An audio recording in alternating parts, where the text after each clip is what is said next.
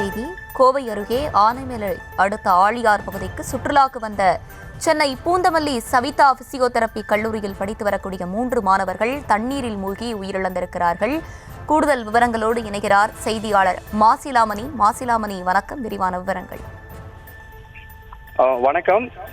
சென்னையில் உள்ள சவிதா பிசியோதெரபி கல்லூரியில் 4ஆம் ஆண்டு பயின்று வரும் மாணவர்கள் சுமார் 25 பேர் சுற்றுலா செல்வதற்காக ஆழியார் மற்றும் வால்பாறை செல்வதற்காக திட்டமிட்டு வருகை தந்துள்ளனர். இன்று காலை வந்த அவர்கள் காலை 10 மணி அளவில் ஆழியாருக்கு கீழே உள்ள ஆற்றில் விழுந்து ஆழமான பகுதி, தடை செய்யப்பட்ட பகுதி, அந்த பகுதியில் தடையை மீறி அங்கு 25 பேரும் குளிக்க சென்றுள்ளனர்.